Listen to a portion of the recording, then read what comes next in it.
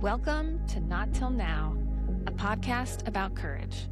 I'm your host, Brit Stueven. Season 1 features conversations with performers and collaborators from the debut live show on January 28th, a night where firsts took the stage. In these chats, we'll talk about fear, the creative process, and what happens after you say yes to something you've never done before. Here we go.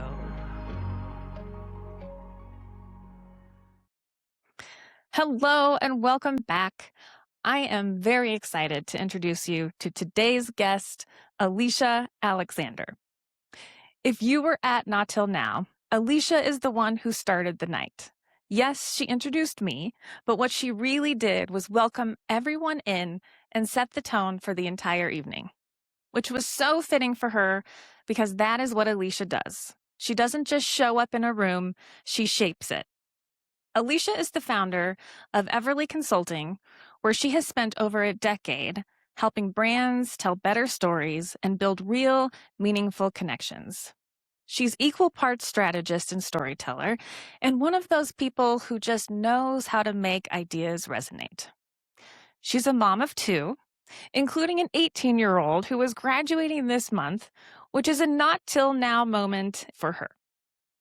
Alicia's path to this moment hasn't been easy, though. She's navigated Guillain-Barré syndrome, divorce, addiction, and tremendous loss. She's even survived a coma. On February 13th, 2021, thanks to a liver transplant, she woke up to another chance at life. And that is why I'm so honored to have her on today, because this woman has a lot to teach us. So, Alicia, I'm really, really glad you're here. I'm thrilled to be here. Thank you, Britt. So let's start where you and I started. We met back in 2018 on Facebook, which is pretty fitting for us, I feel like. And I had just moved into a neighborhood called Solterra, and there was a Facebook group, and I created another one called Solterra Women in Business, and you joined that because you, at the time and still now, were part of a magazine for the neighborhood. And you've been with them for 12 years, right? Which is just so cool. Naturally, you and I decided to go get coffee, and basically the rest is history because you were an immediate friend. And so I want to know from you, what is it about those certain people or moments that just click like that? I mean, I truly believe in chemistry between people, and you are too, open-minded to anybody can be a friend until you decide the energy's off or something happens or whatever. So when you have 2 people who go into it with open arms of what can I learn from you? How can we be friends? What can we do together? How can we get to know each other? It happens naturally. And we just had enough in common and enjoyed each other's presence and drive and the things that we would discuss about how we want to show up in the world. It just was very natural. And so I think that happens all the time with people if people are open to it. And I think that that's one thing that we both have is just an openness to new friends. You don't have to be set with who you know at any point in your life. We'll talk about that even more, I think, through this conversation, is that you can meet new people who can be transformative and soul changing at any point in your life. And I feel like you were kind of that one of those people for me. Oh, and same for you. I was scrolling back through all of our messages on Facebook Messenger the other day.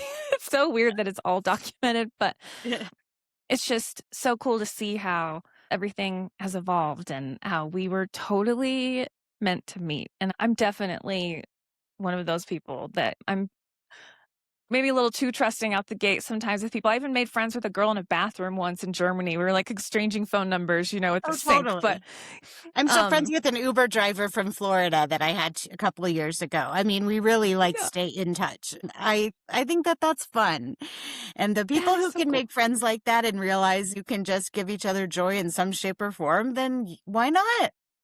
I know. And it's so nice to cut right to it sometimes too, because I'm just not a small talk person. I love to just get into it. So I really appreciate that when someone else is like, yeah, let's be friends. Totally. So you've worked with all kinds of businesses and you've built a career around connection, but not just communication, right? Like real connection. And so, where do you think that really comes from in you?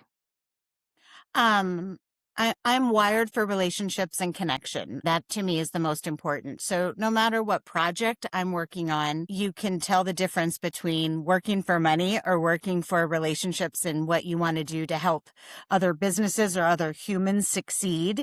And when you have that mutual respect and you just grow to be almost family, that's why I have longevity in clients, because we end up caring for each other. And then ultimately, I'm also delivering on how can we make your business thrive? How can we get your story out? How can we build community? And so I think it just kind of happens that way. And it's always been for me a number one is just the humans I'm surrounded with. And sure, you've had clients along the way, especially when I worked in the agency world, and sometimes things are assigned to you, and that's fine. That's kind of the way the business works. But now on my own, I really get to select who I get to work with and spend my time with. And that's a gift, because then you're like, every day's fun, because if I have a phone call, it's not one I'm dreading. It's because I get to talk to a friend or a colleague or someone that I respect. And it's really fun for me. Yes, that's so important. And it's especially important when you are communicating their story and their messages. It makes it way more authentic and yeah, it does make it way more fulfilling and purposeful. And I love that. And so tell us what are some of your favorite projects from the beginning of time? What are some of your highlights? Oh my goodness. Well, I got to work with New Belgium Brewing for 8 years. And not only is it fun to talk about beer and write press releases about flavors, and, they had their Tour de Fat tour where they would go around as basically a carnival around the country. But they also just really had strong ethos, and everything they stood for was, of course, environmentally sound. That was a real strong pillar for them.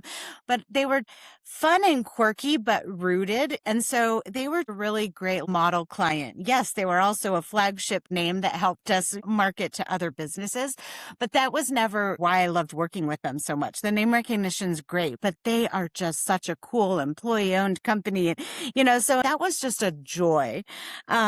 I helped open one of the first sustainability focused universities in the country in Aurora Ecotech Institute, and it's closed now. And I honestly was not working with them anymore when they did. So I'm not sure exactly how it all panned out, but that was a real joy too. And bringing people into the environmental focused trades was a really fun story, and it was really cutting edge.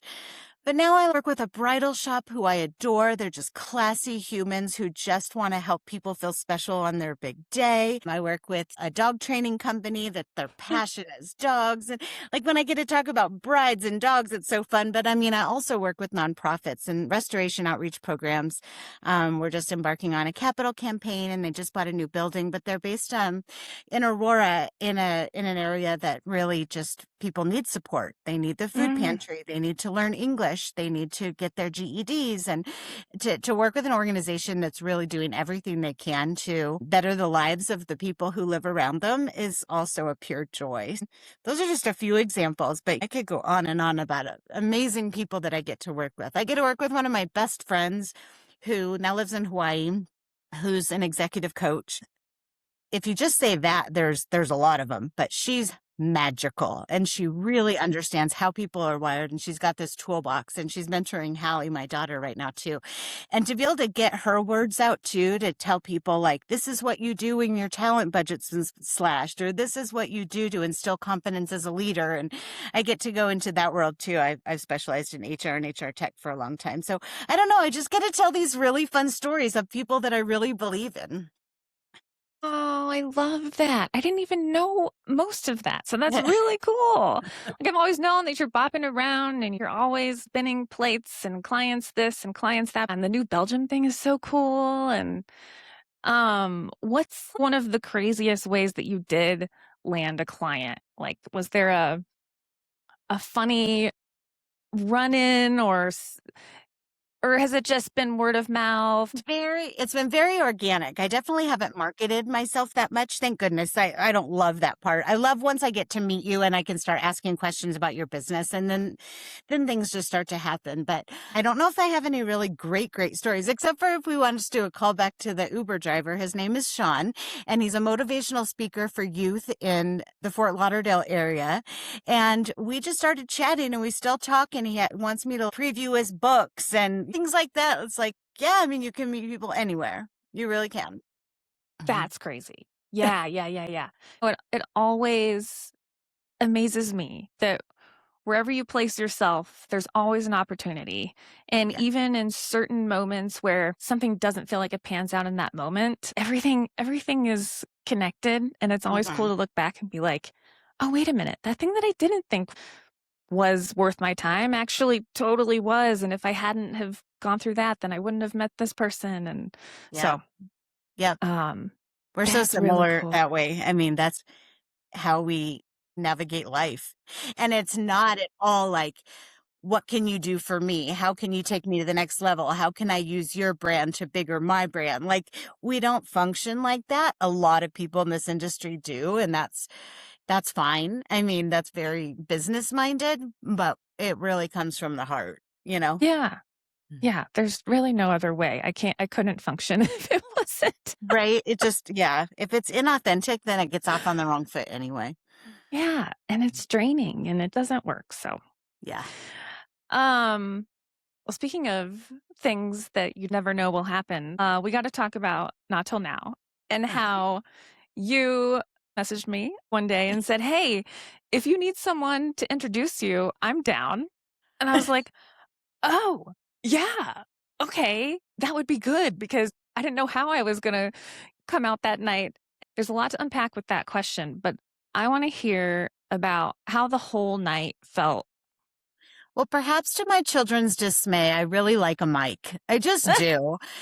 And I think it's kind of old news for people who know me, but I was a wedding and bar mitzvah and all the different things DJ for a short stint back when we had really big, heavy equipment. Like, it was CDs at that point, but huge speakers and stands and the whole deal. And it was short-lived in a way that I physically was like, I can't do this setup and tear down multiple times. Like, I had a lot going on already. So it was maybe less than a year, but it was really fun. And when you can get on a mic and make sure everyone's having fun and read the room, there's just a joy in it. And actually, when I offered to you, it was so flippant, but meaningful at the same time. I was like, truly, if that's something you want me to do, you've got it. Like, I've never done anything quite like that. So it's a little bit of a not till now, but I'm just comfortable on it. I just think it's fun. Not sure I have, a voice for radio, but I don't care. Like, it's fun. No, you do. When I first got the video back from Jason, who you connected me to, of course, because you know everyone, I'm like, who is this? It's like, welcome to Not Till Now, and I'm like, how did he get this? And then I'm like, oh my gosh, that's Alicia. When you were saying that, I'm, on the verge of going out on stage, and I barely remember. I mean, I'm sweating just thinking about it. So then when I actually heard how you announced the night, I was like, damn, that was so good. It was flawless. If you do have a voice and you do have a presence for it and an immediate energy it was perfect. Oh, well, thank you. It was fun to be a small part of it. And I know that you see it as a bigger part, and we'll talk about that. But to me, it was an easy, small, fun gift to you. And you deserve the praise. And if I could have grabbed the mic from you at the end and said, and another round of applause for Brit, I probably would have. And I think I considered it for a hot minute. But you deserve that. Oh, well, thank you. Yeah, I don't do well with praise in person. If everyone could send me love letters in the mail, that'd be great. A handwritten letter. Oh, I'd be set. But don't tell me to my face. And it's like, oh, I don't want to know. That's fair. That's fair. But it was nice to be just feel like I was supporting you. And I know that everyone you hand selected, it became a community and everyone was supporting each other. But I think inherently I wanted to make sure you felt supported. Yeah. And it just kind of fell into place. And it really did. You really did help me feel supported. And then I needed you there throughout the whole thing without even knowing it. I had you come to both rehearsals and I was texting you all the time. And then after the rehearsals, you're lending your microphones and your sound system and you just became this instrumental part of it without even it was so organic and it was so great. And did you think that any of that was going to happen after you asked if you could introduce me? No, not at all. But I mean, I think to your point, it just happened organically. Like, if someone wants to practice at home and I have the equipment, like, well, why wouldn't I? Like, yes, let me support you how I can. And it just happened really naturally. So when I offered to you, it was just like, hey. And it had nothing to do with involvement with the whole process. But the way that it became that was joy I didn't even expect. Yeah, same. And I love when things like that happen because I never really have big plans for anything that I do, kind of a tumbleweed, right? Of course, with this particular show, there was tons and tons of plans, but I never really have expectations for the next thing until something happens, right? So it's always based off, okay, well, that was really cool. So now what? And Yeah. then, I think your flexibility and agility like plays a big role in how you let things grow. And sometimes I think even with life experience, we've learned that when you have like a set picture of how you want things to go, we know now that's not how life works. And so you step back and you're like, okay, let's just take this one step at a time. And we save ourselves some grief, but we yes. also get to enjoy the process a little more, that it's not just, I need to do A through Z to get to the big show. It's like, oh, and you're so good at turning things and ideas into the next. And that's a cool gift that you have. Oh, well, thanks. I'm glad that you call it a gift because a lot of times I feel like I'm kind of fleeting, and bobbing around from one thing to the next. But when you look back on any kind of journey where you just went where you were led, it all makes sense. But Yeah. okay, so because of your involvement and because of how right it all felt when you were by my side, I haven't formally announced this until now, but I'm Yeah. so excited for you to officially help with the next show on Yes. September 30th because you have such a plethora of skills, right? You're going to be helping me with the social media and with the communications to the speakers. And then you're also going to help me with the overall strategy of the show and helping me make decisions. And it's going to be so fun to have you by my side. Thank So you. with that, what are you most excited about? Working with you. That's all it Oh, comes down to. Well, and just knowing too that having watched how the last one went and how that community built and how you get to know these individuals, and that's the joy of it. It's all stories. It's all humanity. And that's what you're embracing. That's just fun for me. This isn't about together we're going to work on a technical manual for refrigerators. Like, no, we get to support people who are taking a leap into something that they have dreamt about doing. And when we get to partner up and I can support you and you're not feeling, actually you handled the last one with very little outward stress. I think inside you are just always like buzzing because there is so much. And to your point, so many people who frankly have needs along the way because you have to keep telling them you're not making a mistake. This is going to be supportive.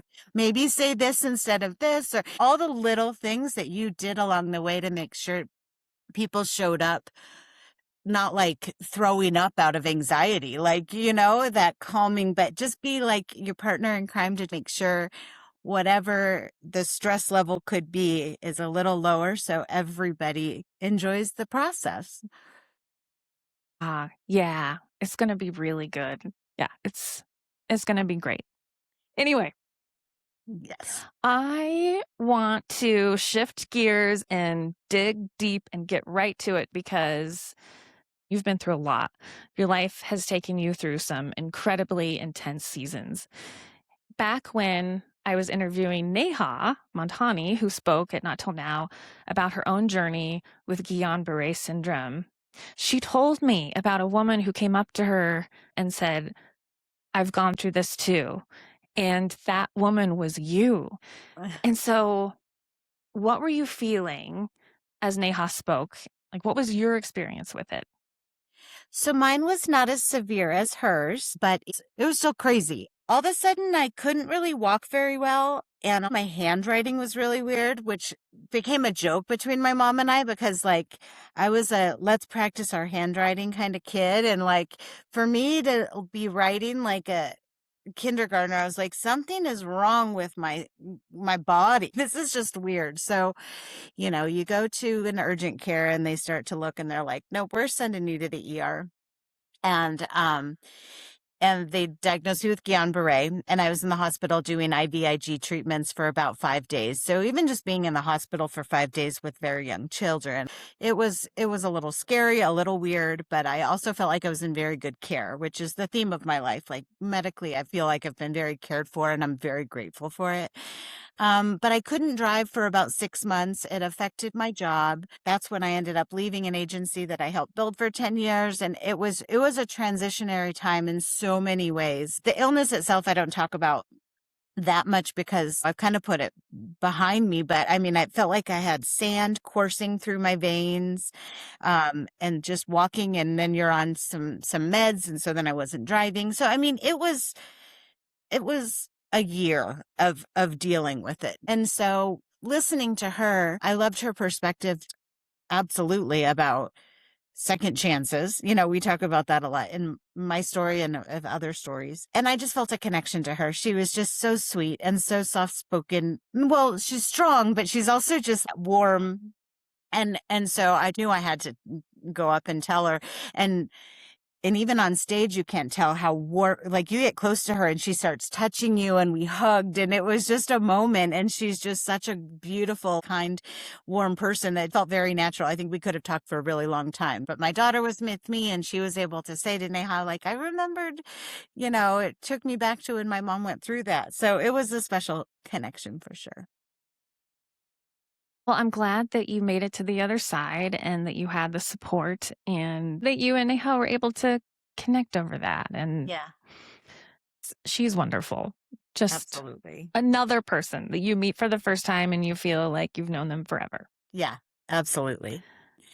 So I know that there are so many layers to your story, and you shared your story for the first time publicly on a podcast in January, and you did so well. And I'll link to that in the show notes too, your interview with Emily. It was so good. And it was your first podcast ever as well, right? Yeah, it was. Yeah. Yeah. Like Yeah. you Shout did out to Girl Power Denver. Yes. But just tell us, what have been some of the most challenging things that you've walked through? Around 2015-16, I kind of knew that my marriage wasn't working anymore. There were extenuating circumstances with him, and we just weren't working. And so we took time to talk about it. But, a divorce was pending. Then he moves out. Then I sell the house that I built, and that was a little crazy. And then being separated and not being really that upset that the marriage was over, to be perfectly honest, but subconsciously realizing, wow, everything that I dreamed, and put together for this perfect life is just gone. And so ended up like dating and drinking and going a little wild for those couple of years. And I think a lot of people in their 40s who get divorced kind of get it. You're almost like, what's this freedom and what's going on? And if my kids aren't here tonight, like, what am I doing? And you drink wine and you go out and you go on these weird dates. And it was just a really weird transitionary period. And I met somebody, and it wasn't the most healthy relationship, but we really cared for each other. And so he and I were drinking a lot, but also very functional with work and with parenting and whatever. And it was just a weird time where things were on unstable ground. And then I went into the doctor when I thought maybe I had some kidney issues, and they did some labs, and they're like, your kidneys are fine. They were then, they're not anymore because of all the trauma I've been through. But all that to say, found out my liver numbers were out of control and got under the care of a liver team and had to do certain things. And then next thing you know, I'm on the transplant list and have a transplant. And obviously we're shortening this time frame. It was 6 months of preparation, and then I went into a coma, as you said, and then woke up with a new liver. So between July of 2020 and then February of 2021, a lot of stuff went down. And then you come home, and I was on feeding tubes and oxygen and all kinds of stuff for a really long time. I was in the hospital for 9 weeks. And it was during COVID, so my kids couldn't see me in the hospital, and it was rough. And I had to meet certain criteria to be released from the hospital. And it was just a crazy, weird time. But even though I wasn't quite myself when I got home, it definitely took recovery. I had PT, I had OT, you had to rebuild all your muscles. Like, I had been bedridden for a really long time. But then slowly but surely, I realized, okay, I'm starting over, and there's, sobriety. Oh, and then my boyfriend, who I talked about, passed away when I was in the hospital. And so he wasn't here anymore. And of course I was grieving, but I was also very focused on healing. So there's a weird dichotomy going on there. So those were just a couple crazy years, but I had a ton of support from my family, and I was able to rebuild. And then now I'm on the other side with just a whole new lease on life, literally, like whole new outlook, full of gratitude and joy that I get to experience my daughter's graduation or my son's journey to be the saxophone star of the world. And it's just so fun, and they are my number one priority. Man, how does it feel to sum all of that up? I mean, do you feel like it was a different lifetime almost? I mean, In some ways, for sure. I feel like I hold things in my body like we all do. And, and you have memories, but sometimes a lot of the before is a little like fuzzier, and you could almost just make a joke if we're buzzed. But not always, obviously. But yeah, there's things about that feel like a lifetime ago. They really do. But And so the memories, we've got to talk about the coma and the dreams that you had. I need you to tell about some of those dreams, because it's wild. Okay, so the coma dreams are insane. And I have crazy dreams anyway. It's kind of a joke in my family. Like, I'll come down and be like, you guys. But I remember being heavily medicated on all those machines, but really believing that I had gone to Holland, and I was in Amsterdam, and I made friends with some locals that liked to rob and, even sexually exploit tourists. And so they would put these dollar bills on these chaise lounges, and people would be like, oh, money, but there were drugs in it, and they would drug them. And then I don't really remember other things that they did, but I was like, that was my circle. And I was like, this just doesn't feel right, but I'm here. And like, I really thought that I went there.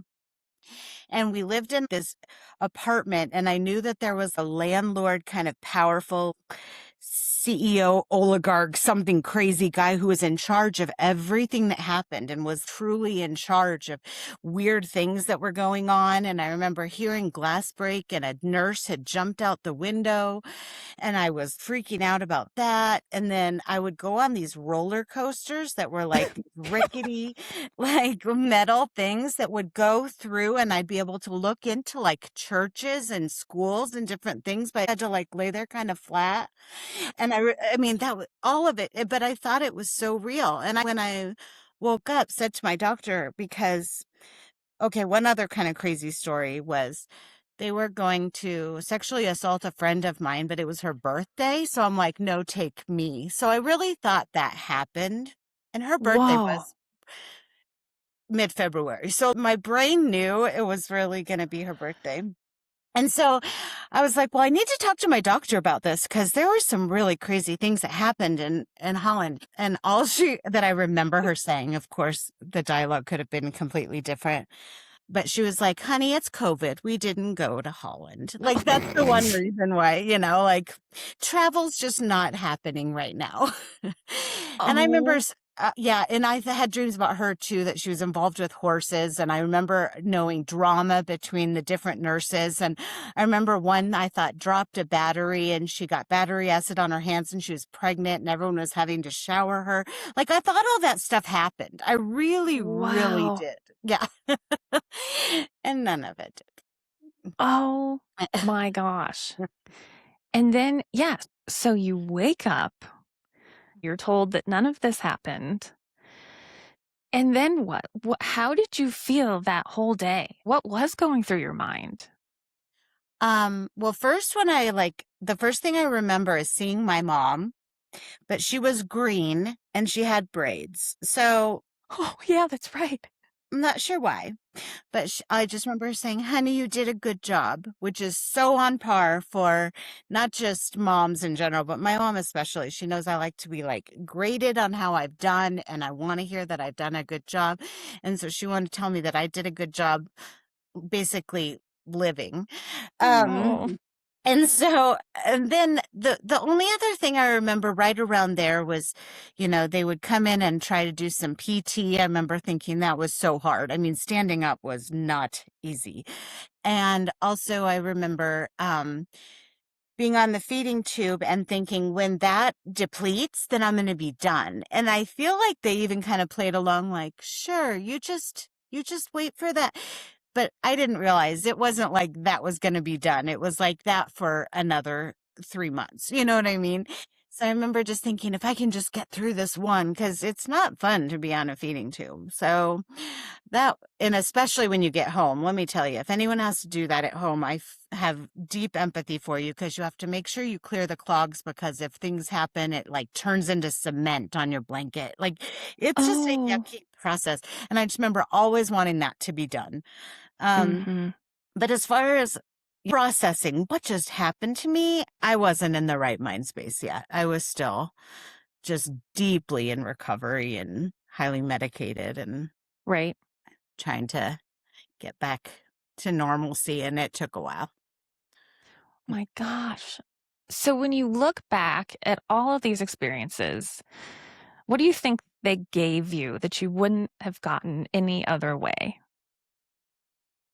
I know I'm very resilient, and that has really served me well in my life after illness and divorce and loss and things like that. It doesn't take me that long to at least be like, but I know where to refocus my energy, and it's always my kids and my job and my family. But when you can do that, I feel like I've learned how and I'm able to, and not just stay in this space of like, what the hell is going on? Like, I've got things to do. I've got money to make. I've got kids to raise. I've got cats to feed.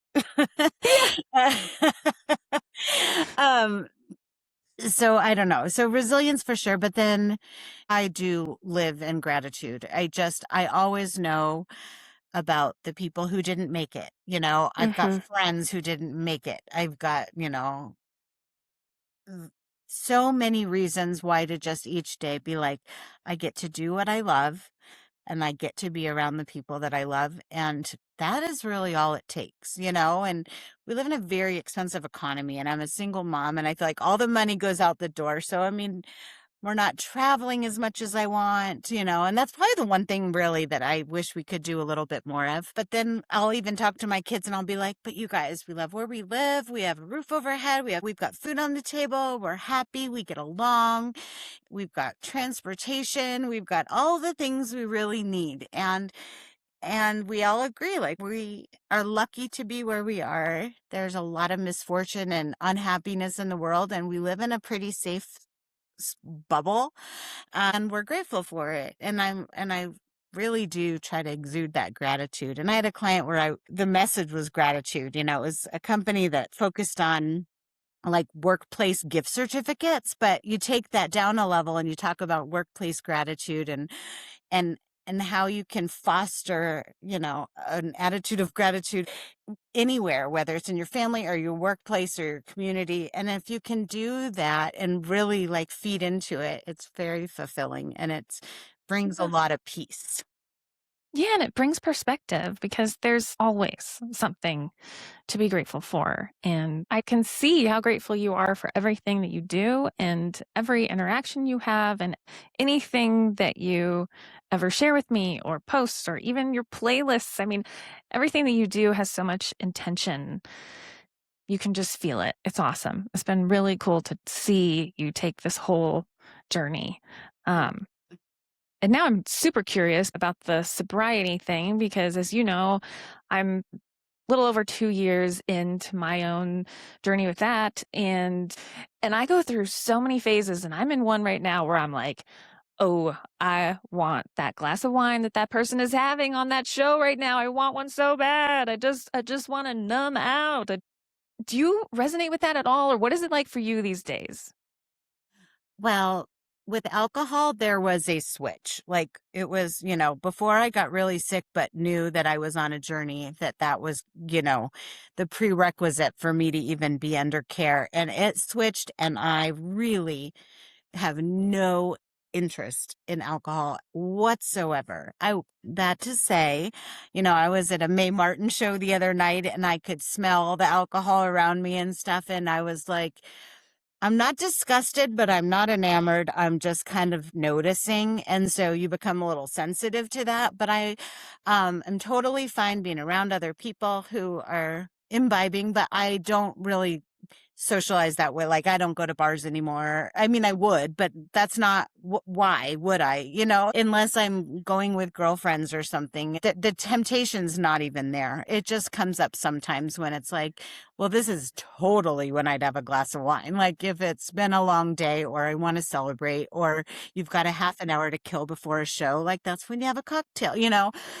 So I think about it, but it's never an urge. But, I'll have a little gummy here and there when I'm watching my nighttime television or something. Nice. So I'm not going to pretend that I don't have, relaxation methods that have shifted a little bit, but alcohol, never again. And really my kids now know too, like genetically, like find something else, go to the gym, play your 5 instruments, learn how to build your identity around something other than alcohol, which I just did from a young age. It was just the way we were as teens and as young adults and then into adulthood, and it just becomes, not just a habit, but a true piece of your identity. And so that's been part of my reshaping post all of that too. It's like, well, who am I if I'm not the one refilling the wine glasses, Right.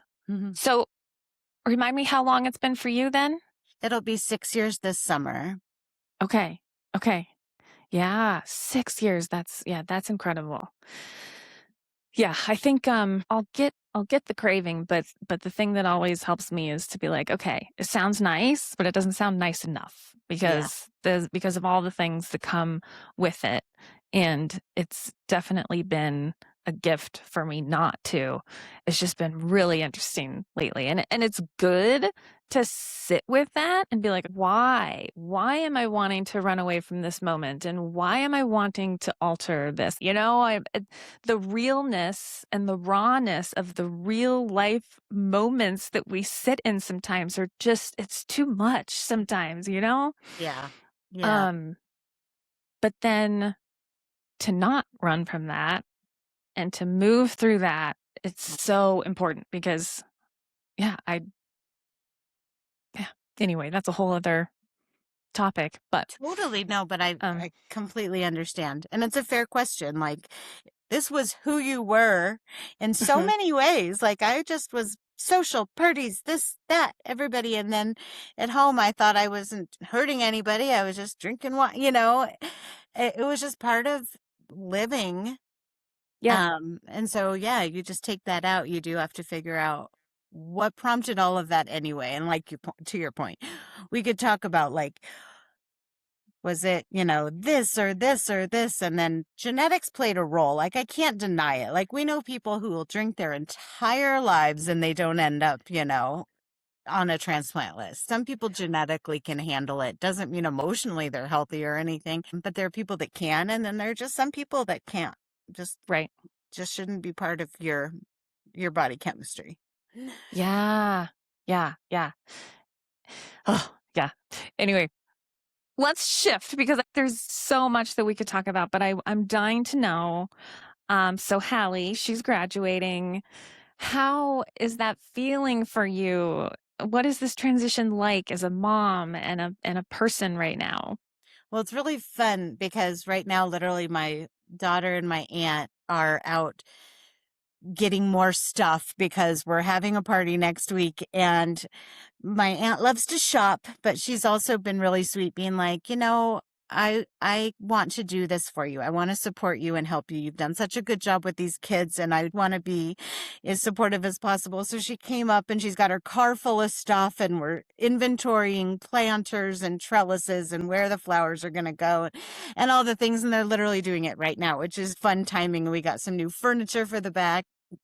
But emotionally, it's been really interesting because my daughter Hallie decided last summer that she never really quite clicked with her high school. She had a few different mishaps with friends. There were a couple years that were a little harder, but she's completely past that. And she decided, I'm going to go to BYU online school last summer so I can graduate early. And she got all of her credits, graduated in December.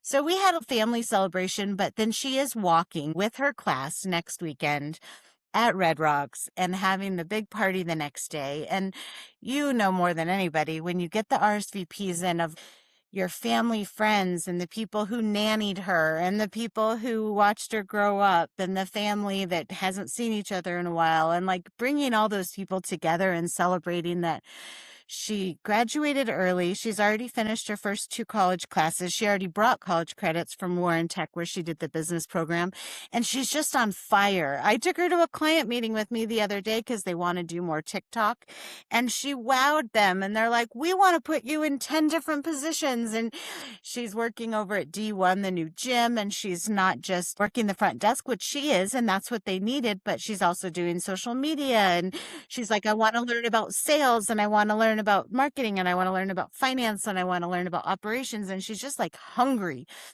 for information, not only in the classroom, but she's ready to learn from people who have done it. And so the joy and the fire and the spark in her right now is the best. So I'm just beaming from watching her, excited to be, I don't know, just hungry to learn. I have a feeling that someone has possibly influenced that. Perhaps her own mother. She probably watches you and is like, yeah, okay. I want to do that too. So my colleague and friend Remy taught me about occupational osmosis. I had never heard that term. And I've talked about it with both of my kids now, and I really think it's cool. And it really is, it's modeling, basically. When they see that you are excited to go to work, or that you get dressed up, or you need to support nonprofits as well as for-profits, and you see that there's different ways to embrace life, but through your work. Yeah. They take it in and watch and learn just so organically. And so you're right in a lot of ways. I'm very proud of just who she is in herself, but I do take pride in the fact that she's like, I want to be an entrepreneur. And I think it's really fun to see that flexibility is a currency that we both value. And so, yeah, it's been really fun. Yes, I love this. And I also love how you call your kids your most meaningful creations. And so how has motherhood shaped who you are and who you are still becoming? Well, it's funny because And once again, another thing we have in common, like we have talked a lot about mom culture and mom groups and this and that wasn't necessarily my path. Like some people use mom as their number one. That's what I am. And I feel like I do that more now than ever before in a way.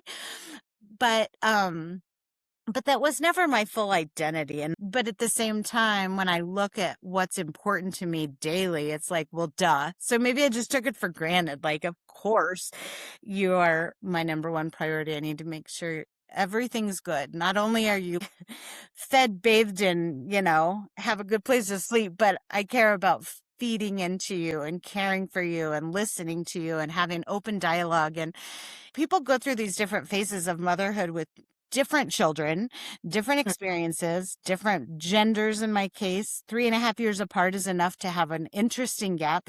Like everybody goes through the phases, but this might be my favorite right now. Like they're just my favorite people. They're just really fun to be around. And it's like, okay, I did something right because we want to be together. And even if it's one-on-one with each of my kids, like they're so fun. And I joke about that about dating. Like if you're not a better conversationalist than my 14-year-old, then you have no place at my dinner table kind of thing. They're so fun. And I just love who they are. Love that. And that is such a testament to you. You did a good job. Thank you. It sounds like I'm great. fishing for that almost, but I'm not. But it feels good to be in a great place with them. Yeah. Oh.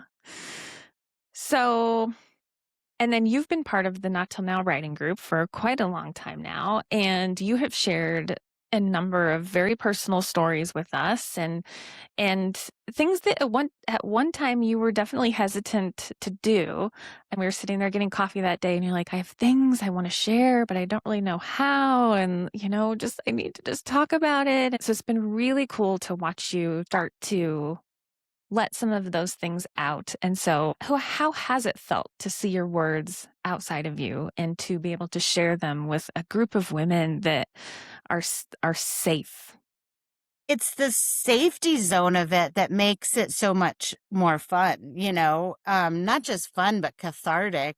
I think everybody has said more than once at some point, this is therapy. It really is. And I think that due to your prompts and the safety that we have built, collectively, I mean, you couldn't just tell everyone, be safe. Like the right people are there to actually give you feedback or even just know that they read it and gave you a little heart, just like it's extremely vulnerable, but it's weird how fast you can jump over that vulnerability fear when you're like, but actually, I'm just practicing a craft. I'm telling my own stories and they're resonating with other people.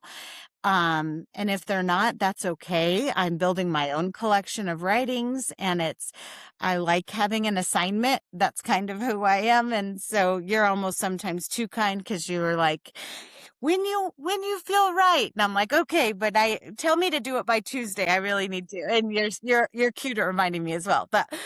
But I like having an assignment, I mean, not a lot of people, if you're not a daily journaler, which I'm not, how often do you sit and just say, you know what, I'm going to talk about, whatever. I mean, I don't even know how to pull a prompt out of the air like that, but we wouldn't have done it without some guidance and structure. And I've loved that. It's just been a great opportunity to enjoy writing in a different way and actually even explore, like by reading others too, I'm like, I'm not as ethereal as Jamie, or I'm not as fictional as, somebody else. Like my voice has its own voice and it's not, even maybe what I thought it was. Like it's a little, sometimes it's kind of choppy, like the things that you figure out along the way. Yeah. I mean, I was even writing some things this morning finally for the group. And because man, you're right. It's so tough.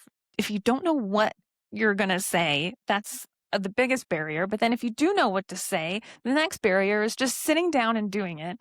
And then once you sit down and you start doing it, I mean, as these words come out and you're in the flow, things come out that you didn't know were there until you did the act of writing. And I love your voice, and it is so unique and it's so quirky and funny, and just you have this really wonderful way of balancing really hard stuff with funny things at a really good moment. And oh man, every time you share something in there, I love it. And yeah, that was one of the main reasons I got that going, is because I just heard from so many women that I want to write, but I don't know where to start.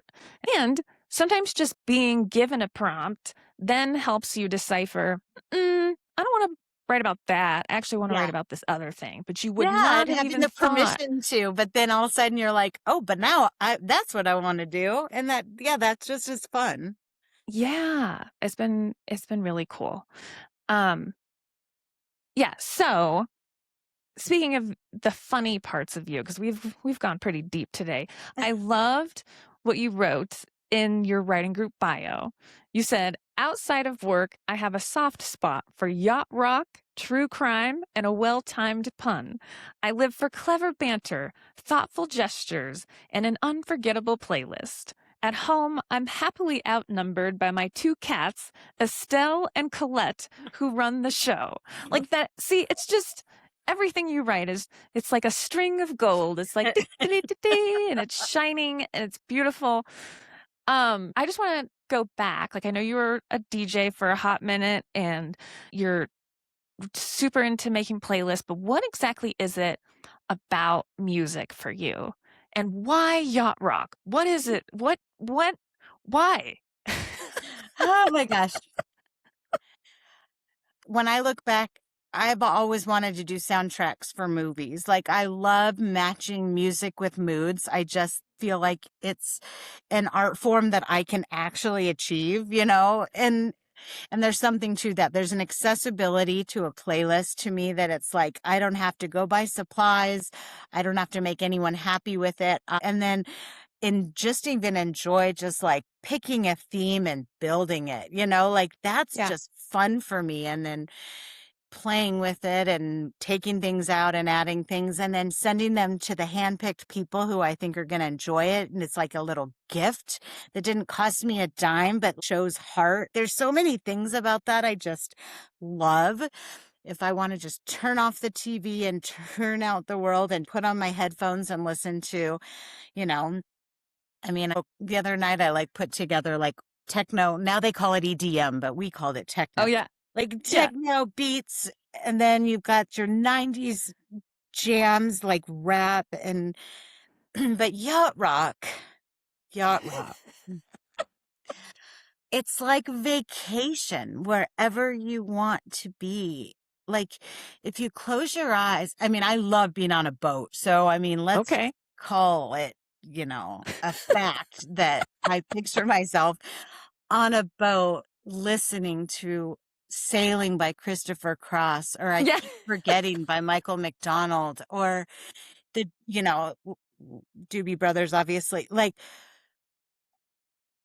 it just brings me happiness. And I remember actually Sailing is Christopher Cross's biggest hit and probably one of the flagship songs of yacht rock, although there's quite a few.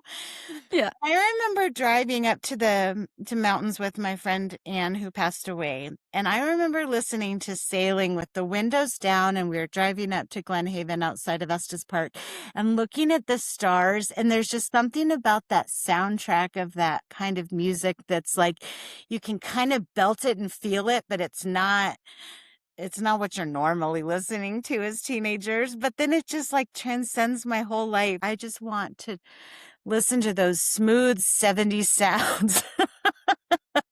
Okay. I get it now. I totally get it. Okay.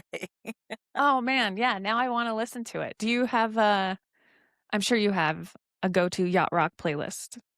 Yeah. Yeah. All right. Well, we'll put that in the show notes too, and you'll have to send it to me because I want to listen to it today. Okay. And then I'm curious. So for someone listening because you have such a beautiful journey and you've learned so much and you have so much to give just by the way that you model how to live. So if someone is listening and they're feeling disconnected from themselves or their voice or their direction in life, what would you want them to know? I don't know that I have perfect advice except for to be kind to yourself if you're struggling. And if it's not your biological family, like who's your family that you can lean on? Because that's the only way. You can't get through big things alone. You can't. And some people, I think, struggle with not knowing if their support system is truly there.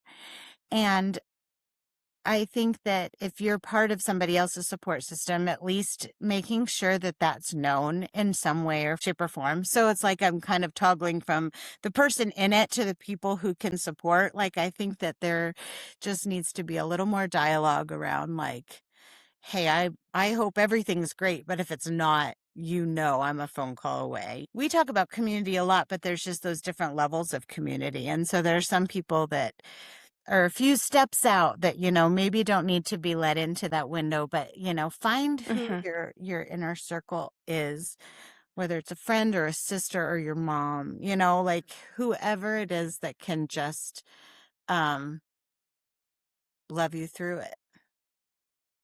I mean, that's the only way to get through the kinds of things that we were talking about. I needed so much support for my kids when I was sick, and to know that they were well taken care of was, I mean, huge, huge. So I don't know. I don't have fun advice necessarily, but just show love so people can show love back to you, because you'll need it. That's a good one. That's really, really good. And I know for me, when I've been in rough patches, it's hard. It's hard to be the one that reaches out and asks for help. Totally. Because I think we send this message in life today that we are all quite busy, and if we do reach out to each other with something, we're going to inconvenience the other person. But what I've found in the past is that people want to help more than you think. Yeah. And it's hard to ask for help. Britt, I really don't either. It kind of takes the bullish people in your family to step in. Like, I've got a bold mom and a bold aunt who are like, we're doing this and we're making changes and this is what's happening. And I needed that.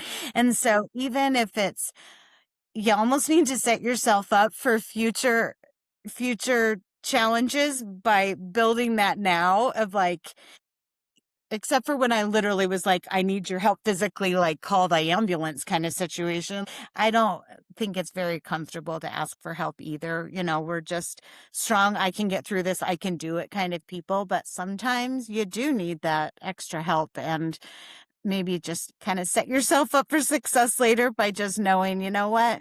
I don't need 1,000 people, but I need 4.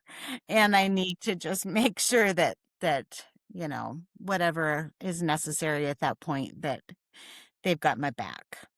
Right. Yes, that's a whole other thing too. There's been times when I didn't even know that I needed help too. Someone had to shake me and be like, slow down, or, oh my goodness. So it's important to be there for each other and to check in on our people. And yeah.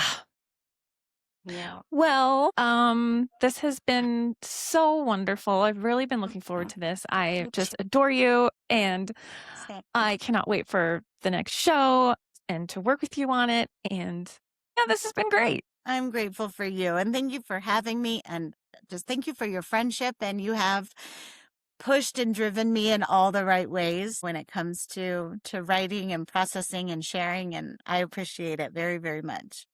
Oh, well, when you share, it inspires me. So it's just the gift that keeps on giving. It's wonderful. So, well, thank you. Well, I never know how to end these things, but But have Thank a you. great sunshiny 82-degree day. Yes, you too. Thank you. All right. All Bye. right. Bye. Thanks for listening to today's episode of Not Till Now. I hope this conversation stirred something in you. Don't forget to check the show notes for a recap and ways to stay connected. And if you know someone in your life who needs permission, send this to them. See you next time.